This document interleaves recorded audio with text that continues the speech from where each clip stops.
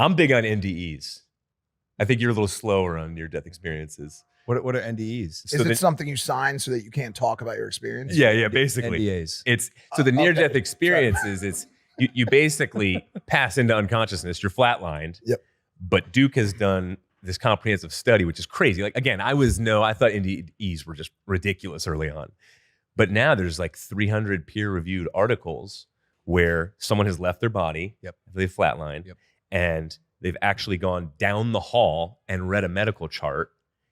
Then they revive and explain exactly what that chart says. Yep. And this is a Duke. Yep. Man. This is not like, some near-death experiences. pokey. Exactly. Documented near-death experiences that are fascinating, where people often describe a similar experience. What is when you say similar, what is the commonality between the multitudes of those NDEs that have happened? I think the commonality is leaving your body, a floating experience. That's typically what they say, right? That's often pleasant, extremely pleasant. Yes. This just sounds meeting like a light. Just sounds like acid. Right, it does. DMT. I had a very unpleasant acid trip. And then there's some type of a common agreement over what was seen if two people were in the room. Yeah.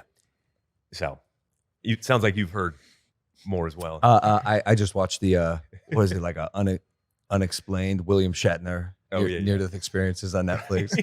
but no, it's fascinating, and I believe there's also a study that was conducted where there was like an observable amount of energy that leaves the body after someone passes away. Is that the soul potentially? Right, because energy can neither be created or destroyed. There's a finite amount in the universe, traceable. I mean, that's at least what the science I've been told says. Right. But I have a question about the soul as well, because I'm so confused what that means. People say, oh, you have no soul, or like it's in your soul, or, say it with your soul. What does that mean to you guys? Well, the soul is the person. The soul is the real you, the real me. At the point in which they are presently? Mm-hmm. You have a soul, I believe. I have a soul. We all have souls, which means we have personhood, which means you're not just a complex biochemical reaction. I mean, think about it. If there is no God, you and I are simply robots. Flesh puppets. Exactly. Yeah. That's all we are. Yeah. And it's really fascinating to listen to an atheist, a secularist, a materialist insist, oh, no. There's more to us than that. Really? Sorry. If there is no creator who creates us, then we are matter and energy evolved to a higher order. That's good to hard science, which means there's no soul, there's no you, there's no me. There's a complex chemical reaction in our brains that we call ourselves, but that's an illusion, because the real you is simply a chemical reaction. Now, my experience of life says that's baloney. My experience of life says there is a real you. That's why I hold you responsible for the way you treat your mother, your friend, because I don't think you have to do what you do because you've been chemically programmed. Instead, you're a human being created in the image of God with a soul, which means a free will, the ability to love or to hate, the ability to forgive or seek revenge. You have a rational mind. You don't have to think a certain way. You don't have to believe something. You choose to.